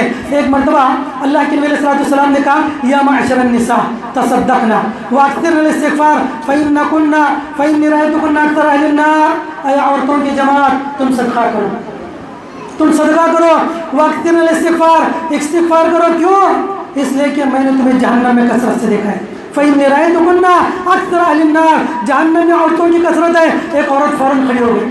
فقالت منہن جزلۃ، ایک عورت امرأۃ منہن جزلۃ، ایک بے ڈر نیڈر بے خوف خاتون کھڑی ہوئی ہے اور کہنے لگی وما لنا یا رسول اللہ اکثر اہل النار، اے اللہ کے نبی کیا وجہ ہے ہم کثرت سے عورتیں جہنم میں جا رہی، وجہ کیا ہے؟ تو اللہ کے نبی نے کہا قالت تکثرن اللعن وتکفرن العشیرہ، تم بچوں پر لعن طعن کرتی ہو، عام لعن طعن کرتی ہو، شوہروں کی ناشکری کرتی ہو، اپنے شوہر کی ناشکری کرتی ہو اور لعن طعن زیادہ کرتی ہو. یہ دو چیزیں ہیں جس کی وجہ سے کثرت سے عورتیں جہنم میں جائیں گی. تو عورتوں کو ان دونوں چیزوں سے بچنا چاہیے، لعن طعن سے بچیں اور ناشکری سے بچیں. اس سے پہلے بھی حدیث بتائی گئی کہ اللہ کے نبی نے فرمایا عورتوں کے ساتھ زندگی بھر آپ خیر کرو، زندگی بھر خیر کرو. اگر اس کے خلاف، اس کے مزاج کے خلاف ایک چیز آپ کو دکھے تو کیا کہے گی؟ ما وجدت منک خیرا قط، میں نے تم سے کبھی سکھ پایا ہی نہیں. یہ عورتوں کی عادت ہے. چاہے زندگی بھر جو کرنا ہے کرو خیر کا کام، اگر ایک مرتبہ اس کی مانگ پوری نہ کی جائے کہتے مجھے کبھی خیر نہیں ملا، مجھے کبھی سکھ نہیں ملا. یہ شکایتیں، یہ ناشکری اچھی چیز نہیں ہے. اللہ کے نبی نے منع کیا، عورتوں سے کہا کہ وہ عورتوں کی جماعت. اس کے بعد پھر اللہ کے نبی نے اسی حدیث میں کہ وہ صدقہ کریں. عورتیں صدقہ کرنے لگی. تو دیکھیے عورتوں کو چاہیے ہر گناہ سے بچیں، لعن طعن نہ کریں، شوہروں کی ناشکری نہ کریں. اور دوسری بات دیکھیے خاتون، جب نبی نے بات کہی تو خاموش نہیں. خاتون جہنم سے بچنے کا جذبہ دیکھیے، جہنم سے بچنے کا جذبہ. فوراً فقالت امرأۃ منہن جزلۃ، ایک بے ڈر بے خوف خاتون کھڑی ہوئی ہے اور کہنے کہ اللہ کے نبی اسباب کیا ہے، ریزنس کیا ہے جس کی وجہ سے عورتیں جہنم میں جا رہی ہیں. اللہ کے نبی نے اسباب بتا دی. اب معلوم ہونے کے باوجود بھی عمل نہ کریں، افسوس کی بات ہے. اس وقت عورت نے پوچھ لیا اسباب کیا ہے زیادہ جہنم میں جانے کے، تو نبی نے 2 سبب بتا دیے. عورتیں اپنی زبان کی حفاظت کریں. تو اللہ، اور اس سے پہلے وہ بھی کہ اللہ کے نبی نے کہا جس کے 2 بچے 3 بچے وفات پا جائیں تو وہ جہنم سے آڑ ہوگی. ایک خاتون کھڑی ہو گئی، اللہ کے نبی جس کا 1 بچہ وفات پا جائے کیا اس کے لیے بھی خوشخبری؟ تو کیا جذبہ تھا، یہ جذبہ صحابیات کے اندر تھا جنت میں جانے کا اور جہنم سے بچنے کا. یہ جذبہ آج کے خواتین میں ہونا چاہیے. ایک مرتبہ ایک خاتون اللہ کے نبی صلی اللہ علیہ وسلم کے پاس آئی اور آ کر کہنے لگے اللہ کے نبی صلی اللہ علیہ وسلم میرے لیے دعا کیجیے، مجھے مرگی کی بیماری ہے. میں جب بیمار ہوتی ہوں، مرگی کا دورہ پڑتا ہے تو میں بے سطر ہو جاتی ہوں، بے پردہ ہو جاتی ہوں. تو آپ علیہ السلام نے کہا اگر میں دعا کروں تو یہ تیری بیماری درست ہو جائے گی، لیکن اگر وَإِن صَبَرْتِ فَلَكِ الْجَنَّةُ، اگر تو صبر کرے تجھے جنت ملے گی. تو اس خاتون نے کہا اے اللہ کے نبی میں صبر کر لوں گی، مجھے جنت چاہیے. یہ جذبہ تھا خواتین کا. کتنی بڑی بیماری، کتنی بڑی، ہوش نہیں ہوتا انسان کو کب کہاں پر گر جائے پتہ نہیں. لیکن خاتون نے سنا جنت ملے گی، کہا اللہ کے لیے میں صبر کروں گی، مجھے جنت چاہیے. یہ جذبہ تھا. اور دیکھیے اس کے بعد کیا کہتی ہے خاتون، اے اللہ کے لیے میں صبر کروں گی، بس اتنی دعا کیجئے کہ میں جب بے ہوش ہو جاؤں تو بے سطر نہ ہو جاؤں، میرا پردہ نہ ہٹے. سبحان اللہ، کیا پاک دامن وہ خاتون تھی. بے ہوش ہونے پر بھی ان کو پردے کا خیال ہے. آج ہوش میں ہے پھر بھی پردے کا خیال نہیں ہے. کتنی خواتین ایسی ہیں ہوش میں ہونے کے باوجود پردے کا کوئی خیال نہیں ہے. وہ خاتون کہیں میں بے ہوش ہو جاؤں تب بھی اللہ کے لیے دعا کیجیے میرا سطر نہ کھلے، میں بے پردہ نہ ہو جاؤں. یہ خواتین کا معاملہ تھا. تو اللہ کے نبی صلی اللہ علیہ وسلم کے زمانے میں یہ صحابیات تھی جو جنت کی خواہش مند تھی. ہر نیکی، کوئی بھی نیکی ہو وہ چھوڑا نہیں کرتی. دیکھیے بہت سارے واقعات ہیں صدقہ و خیرات کے واقعات. کچھ جو ہے اس سے پہلے دروس کے اندر آئے صحابیات حقوق کے اندر کہ وہ گھر کی چیزوں کو تقسیم کریں یا جو ہے پڑوسیوں کو کھلائے پلائیں، لوگوں کو صدقہ کریں. حضرت عائشہ کے پاس ایک خاتون آئی، آپ نے کھجور کا صدقہ دیا. حدیث مشہور ہے، حضرت زینب کے بارے میں آتا ہے کہ وہ بہت ہی لمبے ہاتھ والی خاتون تھی. لمبے ہاتھ والے خاتون کا مطلب کیا ہے؟ بہت زیادہ سخاوت کرنے والی خاتون تھی. عورتوں کے اندر تھے. احزاب کے موقع پر حضرت جابر بن عبداللہ کی بیوی نے 1000 کہا کہ کچھ لوگوں کو لے کر آئے، دعوت دے، اللہ کے رسول بہت دن سے بھوکے ہیں. کہا حضرت جابر سے، حضرت جابر گئے اللہ کے نبی سے، کہا اللہ کے نبی 1000 صحابہ اکرام کو لے کر چلے گئے. 1000 صحابہ اکرام، جبکہ کھانا کتنا ہے؟ معمولی سی بکری ہے. سوچا تھا 10-15 لوگ آئیں گے، 1 کلو 1.5 کلو جو ہے. کہا کہ چند لوگ آئیں گے.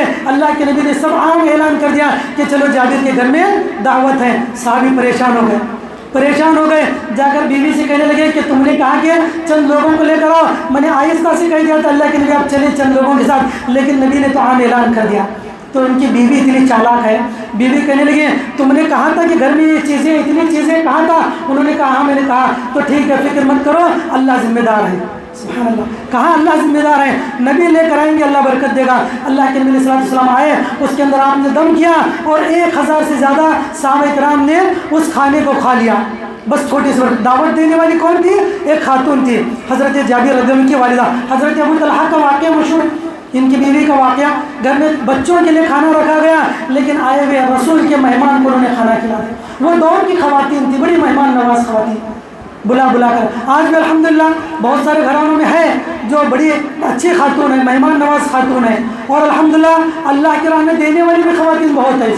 آج بہت سارے مقامات پر دیکھا جاتا ہے، آج بھی خواتین ہیں جو اپنے جان کا زیور جو ہے دے دیا کرتے ہیں، اپنے جسم کا زیور جو ہے دے دیا کرتے ہیں. آج بھی الحمدللہ اس طرح کی خواتین ہیں. اللہ ان کے جذبے میں اور ترقی عطا فرمائے، آمین. اللہ ان کے دینوں کو قبول فرمائے، آمین. اللہ تعالیٰ اس کو ان کے میزان حسنات میں شامل فرمائے، آمین یا رب. تو میرے بھائیو، عورتیں تھیں، ہر معاملے میں آگے تھی صحابیات. دیکھیے حج و عمرے کا معاملہ، حج کے معاملے میں ہو صحابیات آگے تھی، عمرے کا معاملہ اور صحابیات آگے تھے. حضرت عائشہ کہتی ہیں رضی اللہ عنہ، کان الرکبان یمرون بنا ونحن مع رسول اللہ صلی اللہ علیہ وسلم محرمات فاذا حازونا بنا صدلت احدانا جلبابها من راسها على وجهها.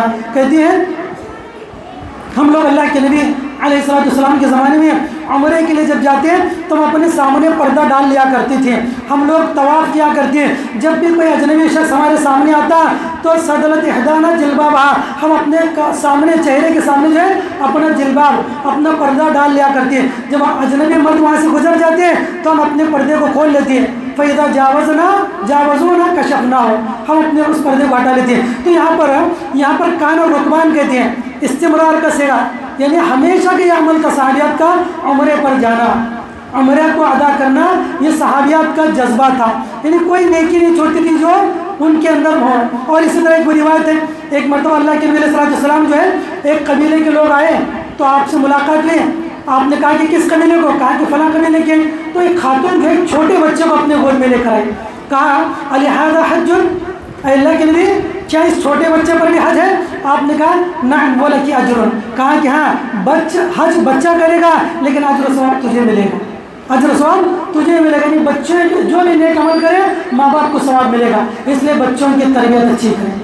بچے مسجد میں آ کر نماز پڑھ رہے ہیں، ماں باپ کو ثواب ملے گا. بچے عمرہ کر رہے ہیں، ماں باپ کو ثواب ملے گا. بچے حج کر رہے ہیں، ماں باپ کو ثواب ملے گا. اس خاتون سے اللہ کے نبی نے کہا کہ ہاں بچہ حج کرے گا ثواب تجھے ملے گا. تو یہاں پر عورت بھی حج کر رہی ہے اور اپنے بچے کو لے کر حج کر رہی ہے. تو نبی کے زمانے میں خواتین جو ہے حج اور عمرے کی بڑی پابندی کیا کرتی تھی. یعنی کوئی ایسا عمل نہیں تھا جس کو وہ نہ کرتی ہوں. اس کے علاوہ حضرت ام الدرداء کا واقعہ ہے کہ وہ بھی جو ہے حج کے لیے جایا کرتی ہے. ایک مرتبہ صرف سواری نہ ہونے کی وجہ سے تاخیر کی، ورنہ جذبہ شوق یہ تھا کہ میں نبی کے ساتھ جا کر حج کروں حجۃ الوداع میں، لیکن سواری نہ ہونے کی وجہ سے نہیں کر سکے. تو اللہ کے نبی صلی اللہ علیہ وسلم نے کہا آنے والے رمضان میں حج عمرہ کر لو، وہ حج کے برابر ہوگا. العمرۃ فی رمضان تعدل حجۃ معی. اللہ کے نبی نے کہا رمضان کے مہینے میں عمرہ کر لینا، وہ حج کے برابر ثواب ہے، حج کے برابر. تو ایک خاتون کا شوق یہ تھا کہ عمرہ نبی کے ساتھ حج کریں. تو یہ صحابیات کا معاملہ تھا ہر معاملے میں. اور بلکہ حجاب کے معاملے، نماز ہے، روزہ ہے، صدقہ و خیرات ہے، ذکر و اذکار ہے، زکوٰۃ ہے، حصول علم ہے، اسی طرح پردہ ہے. میرے بھائی سب سے زیادہ پردے کا خیال ان صحابیات کو تھا. صحابیات کو پردے کا بڑا خیال تھا. اللہ رب العالمین نے قرآن مجید کے اندر آیت نازل کیا وَقَرْنَا فِي بُيُوتِكُنَّ وَلَا تَبَرَّجْنَا تَبَرُّجَ الْجَاهِلِيَّةِ الْأُولَىٰ، کہ اے عورتوں کی جماعت تم زمانے جاہلیت کی عورتوں کی طرح بناؤ سنگار کر کر باہر نہ نکلو. صحابیہ کہتی ہیں جب یہ آیت کریمہ نازل ہوئی تو صحابیات کا باہر نکلنا ہی بند ہوا، اور اتنی کوئی سخت ضرورت ہوتی ہے تو کوئی خاتون باہر نکلتی ہے اور اپنے آپ کو سر سے لے کر پیر تک ڈھانپ لیتی ہے، پھر اس کے بعد بازار میں نکل جاتی ہے مکمل پردے کے ساتھ۔ اور پھر اس سے بنی ہوئی روایت پر متلفعات بمروجہن، فجر کی نماز میں آتی ہے تو سر سے پیر تک ڈھک کر جو ہے وہ چلی آتی تھی مکمل۔ اور عمرے کی روایت میں ہے جب اجنبی لوگ ہمارے سامنے آتے ہیں ہم اپنے چہرے کو ڈھانک لیا کرتے ہیں، اور جب اجنبی لوگ وہاں سے نکل جاتے ہیں طواف کے دوران تو ہم لوگ اپنے پردے کو پھر اٹھا لیا کرتے ہیں، اس لیے کہ طواف اور حج میں چہرہ کھلا ہونا چاہیے۔ لیکن اگر اجنبی مرد ہو تو سامنے کیپ کے ٹائپ کے کیپ پہن کر جو ہے سامنے پردہ چھوڑ دینا چاہیے خواتین کو۔ تو خیر یہ صحابیات تھیں، یعنی اتنا پابندی کیا کرتی ہے حجاب کا کہ کوئی اجنبی مرد نہ دیکھے۔ اس سے پہلے حجاب کے تعلق سے جو ہے کچھ باتیں گزر چکی ہیں، تو میرے بھائیو اس خواتین جو ہے اس معاملے میں بہت چوکن نہ رہا کرتی ہیں۔ وَكَأَنَّ رَعَا قَبْلَ الْحِجَابِ فَاسْتَيْقَظْتُ بِاسْتِرْجَاعِهِ حِينَ عَرَفَنِي فَحَمَّلْتُ وَجْهِي بِجِلْبَابِ۔ صحابیت کہتی ہے کہ ہم لوگ اپنے چہرے کو مکمل طور پر پردے سے ڈھانک لیا کرتے ہیں کہ کوئی بندہ جو ہمیں پہلے سے جانتا تھا وہ ہمیں پہچان نہ پائے۔ پردے کے پہلے حجاب کے نازل ہونے سے پہلے کوئی صحابی جانتے تھے تو حجاب کے بعد جو ہے اتنا ڈھک جاتی تھی کہ وہ پہچان بھی نہیں پاتے۔ بس اوقات ایسا ہوتا ہے کہ کوئی بندہ کسی کو حجاب سے پہلے دیکھ لے اور بعد میں حجاب پہلے تب بھی پہچان پاتا ہے، لیکن اتنا وہ ڈھک جاتی تھی کہ اس کے بعد بھی پہچاننا مشکل ہوتا تھا۔ تو اللہ کے نبی علیہ السلام نے فروخت کی حدیثوں میں ہے کہ اللہ کے نبی نے کہا کہ پردہ کرو پردہ کرو، تو پردہ ان کے پاس نہ ہوتا تو دوسروں سے لے کر پردہ کیا کرتے۔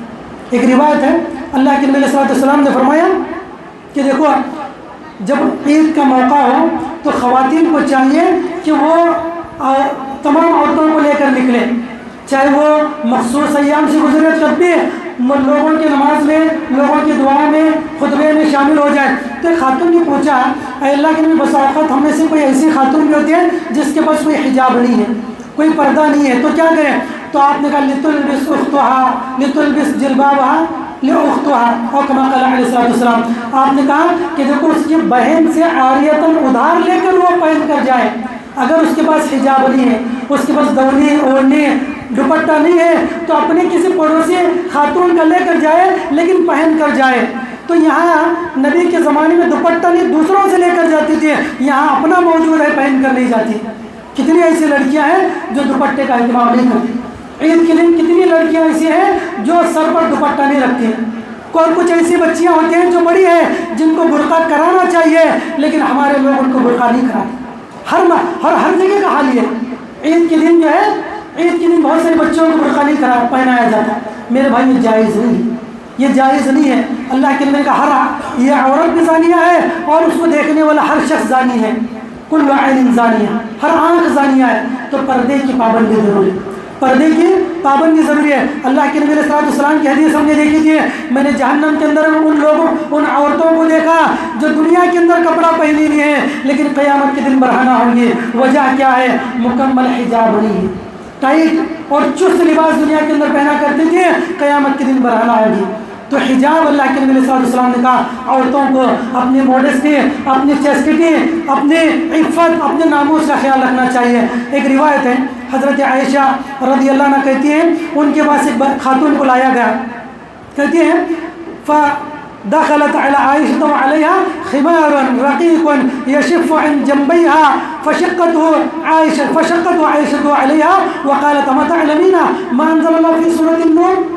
حضرت عائشہ کے پاس ایک خاتون آئی، ایک لڑکی آئی تو اس کے بازو جو ہے بالکل یشف عن جنبیہ، جس کے بازو نظر آ رہے تھے، یعنی کپڑا اتنا باریک تھا جس کے بازو نظر آئے تھے۔ حضرت عائشہ نے اس کو بلایا فشقت و عائشہ تو اس کو پھاڑ دیا، کہا کیا اس طرح کے کپڑے پہنتے ہو؟ کیا تم نے سورہ نور میں اللہ کے نازل کردہ آیت نہیں سنی جس میں اللہ نے عورتوں کو حجاب کو حکم دیا ہے اور تم اس طرح کا یہ آستین والے کپڑے پہن رہی ہو؟ دیکھیں آج خواتین کا لباس دیکھیں، ایک ٹرینڈ چل پڑا ہے، سلیولیس ہو یا پھر جو ہے کیا کہتے ہیں اس کو جالی والا، بچیاں جو ہے یہاں تک ایلبوز تک کوہنیوں تک جو ہے یہ بالکل جو ہے کندھا کھلا ہے، بس برائے نام جالی کی طرح جو ہے سلے اس کے بنے ہوئے ہیں۔ بے وہی حدیث ہے، کہتے ہیں خمار رقیق یشیف عن جنبیہا، کہتے ہیں اتنا باریک کپڑا تھا یہ صرف انجم ہے جس سے اس کے بازو نظر آ رہے تھے. آج یہی تو لڑکیاں پہن رہی ہیں ہماری, یہی تو خواتین پسند کرتی ہیں. اور جو چیزیں سیریل میں دیکھ لیں, فلاں ملک کے سیریل میں فلاں خاتون نے لباس پہنا, اب وہ مارکیٹ کے اندر اس کی ڈیمانڈ چل رہی ہے. اللہ رحم کرے, کپڑوں کی ڈیمانڈ ہے اور عورتیں اس کو خرید رہے ہیں اپنی بچیوں کے لیے, بڑی بڑی بچیوں کے لیے, بالغ بچیوں کے لیے اس طرح کے لباس پہن رہے ہیں. کہتے ہیں کہ باہر جائے گی تو برقع پہنے گی, گھر میں بھی تو جائز نہیں نا. گھر میں جو ہے اس طرح کا لباس پہننا کہاں جائز ہے, بلکہ کم از کم اس کے جو ہے ہاتھ تو ڈھکے ہونے چاہیے, سلیو لیس یا پھر جو ہے یہ نیٹ والے کپڑے. اور حضرت عائشہ نے منع کیا, حالانکہ تو عورتوں کی جماعت تھی, عورت ہے حضرت عائشہ میں, لیکن حضرت عائشہ نے پھاڑ دیا, کہا کہ تم نے سورہ نور میں اللہ کے نبی صلی اللہ علیہ وسلم اللہ رب العالمین کے نازل کردہ حکم کو نہیں سنا. تو صحابیات جو ہے پردے کے معاملے میں بڑی جو ہے محتاط رہا کرتی. کبھی کسی اجنبی شخص کے سامنے جانا, کسی اجنبی مرد کے سامنے بے پردہ ہونا یا نقاب کو ظاہر کرنا, یہ بالکل قطعاً پسند نہیں کرتی تھی.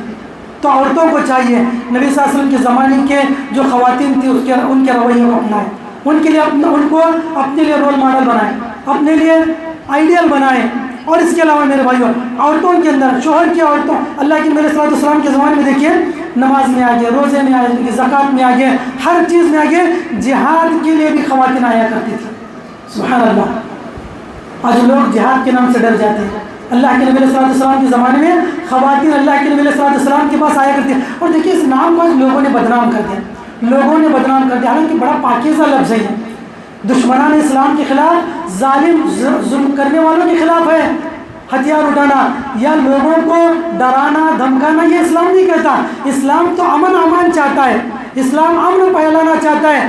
یہ آج لوگ جو خود کش دھماکے کرتے ہیں اور سمجھتے ہیں کہ میں بڑا اسلامی کام کر رہا ہوں, یہ خود دہشت گرد ہیں. اسلام اس کی تعلیم نہیں دیتا. اسلام یہ تعلیم نہیں دیتا ناحق کسی انسان کو قتل کیا جائے, چاہے وہ غیر مسلم ہی کیوں نہ ہو. ناحق قتل کی اجازت نہیں دیتا اسلام. انسان کہے کہ میں خود کش حملہ کر لوں گا اور لوگوں کو قتل کر دوں گا, جنت میں جاؤں گا, یہ جنت نہیں ہے. اس طرح اگر لوگوں پر ظلم ستم کرے تو ڈر ہے کہ کہیں جہنم میں نہ چلا جائے. تو انسان کو بچنا چاہیے. حضرت ام ورقہ کہتی ہیں اللہ کے نبی صلی اللہ علیہ وسلم کے پاس کچھ خاتون آئی اور آ کر کہنے لگے اذن لی فی الغزو معک, اے اللہ کے نبی آپ کے ساتھ غزوہ کرنے کی اجازت دی جائے, میں غزوے میں آؤں گے. امرض مرضاکم لعل اللہ ان یرزقنی شہادۃ, میں آؤں گے جو شہید ہوں گے یا جو اس کے اندر زخمی ہوں گے میں ان کی تیمارداری کروں گی. جو مسلمان زخمی ہوں گے میں ان کی تیمارداری کروں گی.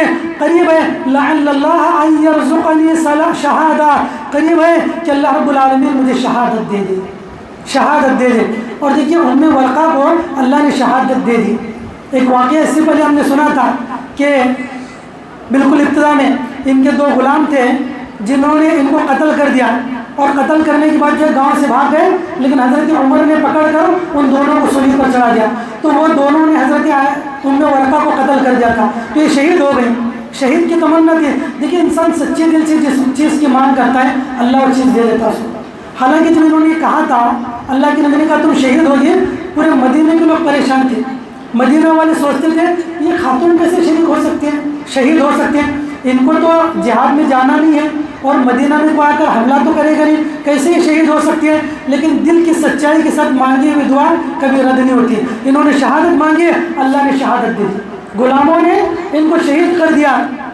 دیکھیے حضرت عمر رضی اللہ عنہ دعا کرتے تھے اللہم ارزقنی شہادۃ فی سبیلک واجعل موتی فی بلد رسولک. حضرت عمر دعا کرتے تھے اے اللہ مجھے تیرے راہ میں شہادت کی موت عطا فرما اور تیرے نبی کے شہر میں موت عطا فرما. لوگ تعجب کرتے تھے, شہادت کی موت چاہیے اور مدینہ میں بھی چاہیے موت, اس لیے کہ دونوں چیز ایک ساتھ جمع ہونا ممکن نہیں ہے. اس لیے کہ مدینہ اسلامی حکومت ہے, اگر شہادت چاہیے تو باہر جانا پڑے گا, اور اگر شہید ہو تو مدینہ میں موت بھی آئے گی. لیکن اللہ رب العالمین نے دونوں چیزیں عطا کی, مدینہ کے اندر موت بھی دی اور شہادت بھی دی. تو انسان جو چیز مانگ لے اللہ رب العالمین وہ چیز عطا کرتے ہیں.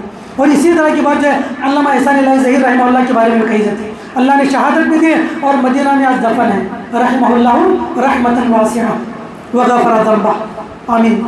تو یہ خاتون جو ہے اللہ کے نبی صلی اللہ علیہ وسلم کے پاس آئی اور آ کر جو ہے کہنے لگے اللہ کے نبی میں شہادت چاہتی ہوں. تو اللہ کے نبی صلی اللہ علیہ وسلم نے کہا کہ فکانت تسمى شہیدہ, تم جو ہے شہید بن جاؤ گے.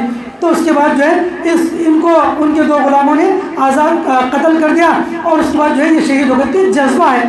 اور اس کے علاوہ جو ہے ایک چند عورتیں آئیں اور آ کر کہنے لگے اللہ کے رسول ہم جہاد کرنا چاہتے ہیں۔ تو آپ علیہ السلام نے کہا دیکھو تمہارے اوپر جہاد ہے، لیکن ایسا جہاد ہے جس میں جنگ نہیں ہے، لڑائی نہیں ہے، تمہارے لیے حج اور عمرہ کرنا، تم حج اور عمرہ کرو، یہی تمہارے لیے جہاد ہے۔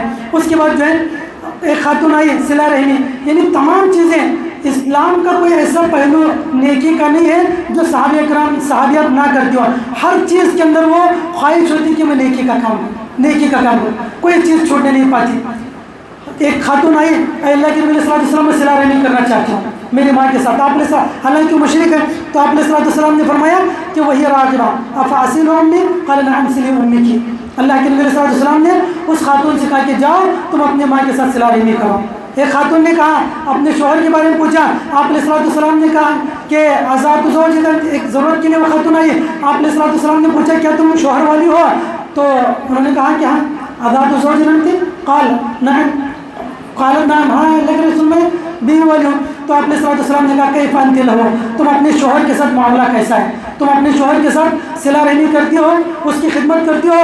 تو انہوں نے کہا ما آلوہ الا ما عجزت عنہ، اے اللہ کے نبی مجھ سے جو خدمت ہو سکے میں اپنے شوہر کی کرتی ہوں، میں اپنے شوہر کی وہ خدمت ضرور کرتی ہوں۔ تو اللہ کے نبی نے کہا فانظری این انت منہ فانما هو جنتک ونارک، اللہ کے نبی نے کہا کہ دیکھو تمہارا معاملہ تمہارے شوہر کے ساتھ کیسا ہے، تم دیکھو غور کرو، اس لیے کہ تمہارا شوہر تمہارے لیے جنت بھی ہے، تمہارے لیے جہنم بھی ہے۔ فإنه جنتک ونارک، اگر تم اس کو راضی کرو جنت ہے، اس کو ناراض کرو جہنم ہے۔ تو ایک خاتون، اللہ کے نبی صلی اللہ علیہ وسلم کے زمانے میں عورتیں ہر چیز کا کام کیا کرتی ہیں۔ حضرت ابو قتادہ رضی اللہ عنہ کی روایت ہے کہ ایک مرتبہ جو ہے وہ اپنے سسر کے لیے وضو کا پانی رکھنے لگی، وضو کا پانی رکھ کر جو ہے اتنے میں ایک بلی آئی، بلی آ کر جو ہے وہ پانی پینے لگی۔ تو آپ علیہ السلام وہ جو ہے حضرت ابو قتادہ کہنے لگے کہ اتعجبین ھذا، اے بیٹی کیا تم اس کو دیکھ کر، بہو ہے ان کی بہو ہے، تو کیا تم دیکھ کر اس سے تعجب کر رہی ہو؟ تو کہا کہ ہاں، کہا کہ دیکھو فإني سمعت رسول اللہ صلی اللہ علیہ وسلم فإنما هي من الطوافین علیکم الطوافات، کہا کہ میں نے اللہ کے نبی صلی اللہ علیہ وسلم کو کہتے ہوئے سنا ہے کہ یہ بلی کوئی نجس جانور نہیں ہے بلکہ ایک اچھی جانور ہے، پاکیزہ جانور ہے، یہ تمہارے اطراف گھومنے والی ہے۔ تو اس حدیث کے اندر پانی رکھنا، خدمت کرنا، اس سے اہل علم نے کہا ہے کہ یہ بہو جو ہے اپنے سسر کے لیے پانی دے رہی ہے، خدمت کر رہی ہے۔ آج کا حال کیا ہے؟ عورتیں کیا کہتی ہیں؟ مجھے میرے شوہر کی ذمہ داری ہے، شوہر کی خدمت کرنا ہے، سسرال کی کہاں پر ہے؟ ساس سسر کی خدمت کرنا کہاں ہے؟ تو یہ حدیث بتاتی ہے کہ ساس سسر کی خدمت کرنا بھی ہماری ذمہ داری ہے، بہویں کہتی ہیں، اور اگر عالمہ ہو تو اور کہتی ہیں کہ ہمارے اوپر تو صرف اللہ نے شوہر کی ذمہ داری، شوہر کی خدمت کو واجب قرار دیا، ہمارے اوپر دوسروں کی ساس سسر کی ذمہ داری کہاں ہے؟ دیکھیے ان کی خدمت کرنا بھی ہماری ذمہ داری ہے۔ حدیث میں ہے کہ یہ خاتون بہو اپنے سسر کی خدمت کیا کرتی تھی، تو حدیثوں میں اور بہت سارے مقامات پر یہ شوہر میں بیوی نہیں چاہتی ہے کہ وہ شوہر کے رشتہ داروں کے ساتھ جو ہے خیر کا معاملہ کرے، ہاں اپنے رشتہ داروں کے ساتھ چاہے جتنا خیر کا معاملہ کرے، لیکن شوہر کے رشتہ داروں کے ساتھ یہ بہت کم خواتین کے اندر ہوتا ہے۔ کچھ ہیں خواتین الحمدللہ جیسے اپنے شوہر کے رشتہ داروں، جیسے اپنے رشتہ داروں کی تقریم، عزت اور خدمت کرتی ہیں، ویسے ہی شوہر کے رشتہ داروں کی بھی خدمت کرتی ہیں۔ ورنہ بیشتر مقامات پر یہ دیکھا جاتا ہے کہ میاں بیوی میں صرف اختلاف اس لیے ہوتا ہے کہ شوہر اپنے رشتہ داروں کو دیکھتا ہے، ان کے غربا، مساکین، محتاج لوگوں کی عیادت کرتا ہے، تیمارداری کرتا ہے، یا ان کی مالی مدد کرتا ہے، تو بیویوں کو غصہ آ جاتا ہے۔ یہ بہت ہی غلط چیز ہے، بلکہ بسا اوقات تو یہ ہے کہ عورتیں اگر کوئی شوہر اپنے زکوٰۃ کا مال بھی کسی رشتہ دار کو دے دے تو اس پر بھی عورتیں ناراض ہو جاتی ہیں، اس پر بھی ناراض ہو جاتی ہیں کہ ان کو دینے کی کیا ضرورت ہے۔ یہ بہت بڑا گناہ کا کام ہے، یہ بہت بڑا گناہ کا کام ہے۔ عورتوں کو ہرگز اس بات کا حق نہیں ہے کہ وہ اپنے شوہر کے بارے میں مالی معاملات میں تصرف کریں کہ وہ مال کہاں پر خرچ کر رہا ہے، کس پر خرچ کر رہا ہے۔ کوئی عورت کو یہ حق نہیں ہے، کوئی عورت یہ حکم نہیں جتا سکتی ہے کہ ان کو دیا جائے، ان کو نہیں دیا جائے، وہ فیصلہ نہیں کر سکتی۔ شوہر و حکام، شوہر قوام، الرجال قوامون علی النساء بما فضل اللہ، اللہ نے فرمایا مرد حاکم ہے مالی امور میں، مالی فائنینشلی افیئرس کے اندر یہ شوہر ذمہ دار ہے، جہاں پر خرچ کرنا چاہے مناسب مقام پر وہ خرچ کر سکتا ہے، کوئی اس کو روک نہیں کر سکتا۔ تو خیر اللہ کے نبی علیہ السلام کے پاس کئی عورتیں آتی ہیں، اس سے پہلے جو ہے جو حقوق گزرے میاں بیوی کے اس میں بھی جو ہے کچھ حقوق ہم نے دیکھا ہے کہ کیسے جو ہے صحابیات خدمت کیا کرتے تھے شوہروں کی. اور تربیت کے تعلق سے میرے بھائیوں، تربیت کے تعلق سے بہت ساری حدیثیں ہیں. حضرت ام طلحہ انصاریہ کے بارے میں آتا ہے کہ ایک مرتبہ حضرت انس بن مالک رضی اللہ عنہ کو لے کر آئی خادم و کہنا یا رسول اللہ کے رسول صلی اللہ علیہ وسلم آپ کے پاس یہ میرا بیٹا انس ہے، میں نے اس کو آپ کی خدمت کے لیے وقف کر دیا، آپ کی خدمت کے لیے میں نے وقف کر دیا. اللہ کے نبی صلی اللہ علیہ وسلم سے کہا کہ آپ اس کے لیے دعا کیجیے. نبی نے دعا کی. کہتے ہیں حضرت انس خدمت رسول اللہ صلی اللہ علیہ وسلم 10 سنین، میں نے اللہ کے نبی صلی اللہ علیہ وسلم سے 10 سال میں نے نبی کی خدمت کی. 10 سال کس نے خدمت کے وقت کیا؟ ایک خاتون نے وقت کیا. ایک خاتون نے اللہ کے نبی صلی اللہ علیہ وسلم کے پاس ایک شخص کو، اس بچے کو وقت کیا. یہ عورتیں تھیں اس زمانے کی. حضرت مریم کا واقعہ بھی اس سے پہلے گزر چکا ہے. اسی طرح ایک مرتبہ حضرت ام سلیم رضی اللہ عنہ، حضرت انس رضی اللہ عنہ تاخیر سے آئے گھر میں، تو حضرت ام سلیم رضی اللہ عنہ نے پوچھا کہ بیٹا تم تاخیر سے کیوں آئے ہو؟ تو کہا کہ مجھے اللہ کے نبی علیہ السلام نے فلاں کام کے لیے بھیجا تھا. تو حضرت ام سلیم نے پوچھا اے بیٹا اللہ کے نبی علیہ السلام نے تمہیں کس کام کے لیے بھیجا تھا؟ تو صحابی رسول کہتے ہیں انہا سر، کہا کہ میری ماں وہ راز کی بات ہے، اللہ کے نبی کا راز ہے، میں تمہارے سامنے بیان نہیں کروں گا. تو خاتون نے کہا کہ بیٹا لا تحدثن بها احدا، اے بیٹی اگر اللہ کے نبی کا راز ہے، اللہ کے نبی کے راز کی بات ہے، تم کسی اور کے سامنے اس کو افشا نہ کرنا، کسی اور کے سامنے تم اس کو ظاہر نہ کرنا. یہ جو ہے ماں اپنے بیٹے کو نصیحت کریں. اور اس سے پہلے ماں کیا کہتی ہے؟ کہتے ہیں کہ تاخرت، حضرت انس کہتے ہیں میں نے اپنی ماں کے پاس گھر جانے میں تاخیر کی تو میری ماں نے مجھے پوچھا کہ بیٹا تم نے تاخیر کیوں کی؟ تو اس سے علم کہتے ہیں ماں کی ذمہ داری ہے کہ بچے گھر کو کب آ رہے ہیں، بچے گھر کو کب آ رہے ہیں، تاخیر سے آ رہے ہیں، جلدی آ رہے ہیں، یہ سب دیکھنا ماں کی ذمہ داری ہے. آج بچوں کو چھوڑ دیا جاتا ہے، بچہ صبح نکل گیا اور پتہ نہیں شام میں کب آ رہا ہے، اس کا کوئی خیال نہیں ہے، کوئی خیال نہیں ہے. جبکہ حضرت عائشہ حضرت ام سلیم پوچھتے ہیں کہ بیٹا تم کہاں گئے تھے، کیوں آنے میں تاخیر میں؟ آج ہے کوئی ماں پوچھنے والی؟ بلکہ اگر کبھی یہ لگے کہ باپ ڈرائے گا تو الٹا ماں چھپاتی ہے، باپ کے سامنے ظاہر نہیں کرتی کہ بیٹا تاخیر سے آئے، بلکہ اس کو دوسرے دروازے سے اندر لے لیتی ہے، گھر میں چھپا کر اس کو اندر لے لیتی ہے کہیں باپ کو پتہ نہ چلے کہ بیٹا تاخیر سے آئے. اور یہی غلطی جو ہے بچے کو خراب کر دیتی ہے. بچے برے لوگوں کے ساتھ رہ کر بیڑی سگریٹ پینا، گٹکا کھانا، یہ تمام چیزوں کا عادی ہو جاتا ہے. کیوں؟ اس کی دیکھ بھال سیدھی نہیں ہوئی، اس کے اوپر توجہ نہیں دی گئی. تو یہ ماں کی ذمہ داری ہے اولاد کی تربیت کرنا، شوہر کی خدمت کرنا، اللہ کو راضی کرنا، رشتہ داروں کی خدمت کرنا. اور دیکھیے تمام چیزیں کریں تو اس کے بدلے میں اللہ نے کیا فرمایا؟ یہ سب چیزیں جب کریں گے تو اللہ تعالیٰ کہتے ہیں کہ اللہ تعالیٰ اس کو کہیں گے کہ ادخلی من ای ابواب الجنۃ شئتی، کہ تم جاؤ جنت کے جس دروازے سے داخل ہونا چاہو تم جنت کے اندر چلے جاؤ. سبحان اللہ. عورت کے لیے اتنا بڑا مقام، جبکہ کسی اور کے لیے اس طرح کی باتیں نہیں گئی سوائے 2-3 اعمال کے. لیکن عورت اگر اپنی ذمہ داریاں پوری کرے، اللہ کے نبی نے فرمایا اس سے اللہ تعالیٰ کہیں گے تم جنت کے جس دروازے سے داخل ہونا چاہے تم داخل ہو سکتے ہو. تو عورتوں کو چاہیے کہ اپنا مقام سمجھے، اپنی مرتبے کو سمجھے. اس کے بعد اور اللہ کے نبی نے کیا فرمایا؟ الدنیا کلها متاع وخیر متاع الدنیا المرأة الصالحہ. اللہ کے نبی نے کہا یہ دنیا پورا کا پورا سب سامان ہے، دنیا میں سب سے بہتر چیز اگر کوئی ہے تو نیک خاتون ہے. ایسی بات اللہ کے نبی نے کسی اور کے بارے میں نہیں کی، کسی انسان کے بارے میں یہ تعریف اللہ کے نبی علیہ السلام نے نہیں کہی جو عورت کے بارے میں کہا. حالانکہ دنیا کی حقارت کے بارے میں، دنیا کی گھٹیا پن کے بارے میں بڑی حدیث ملیں گی، لیکن دنیا کی سب سے اچھی چیز اللہ کے نبی نے کہا عورت ہے. تو عورت اس وقت تک اچھی ہے جب تک وہ اپنی ذمہ داریوں کو سمجھے، جب تک وہ اپنی رسپانسبلٹیز کو سمجھے، خود بھی عمل کرے اور اپنے اوپر جو حقوق ہیں ان کو ادا کرے. جتنے لوگوں کی دنیا میں حقوق بنتے ہیں ان سب کے حقوق کو ادا کرے.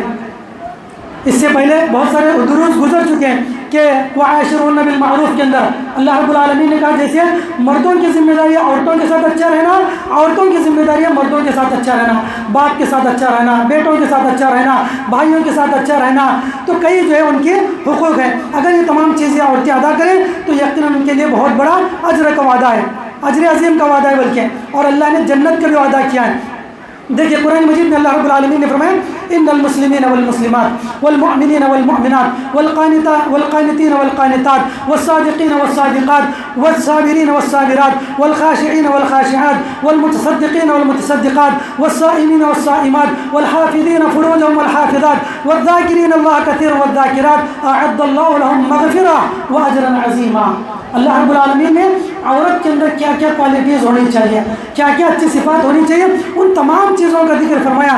اللہ نے فرمایا بے شک مسلمان، اسلام پر چلنے والی عورتیں، ایمان پر چلنے والی عورتیں، قنوت لمبی لمبی نمازیں پڑھنے والی عورتیں، صدقہ کرنے والی عورتیں اور صبر کرنے والی عورتیں، اللہ کا خشوع اختیار کرنے والی عورتیں، اللہ کا تقوی اختیار کرنے والی عورتیں اور صدقہ کرنے والی عورتیں، والصائمین والصائمات روزوں کا اہتمام کرنے والی عورتیں، والحافظین فروجهم والحافظات اور اپنی شرمگاہ کی حفاظت کرنے والی عورتیں، والذاکرین اللہ والذاکرات اللہ کا ذکر کرنے والی عورتیں۔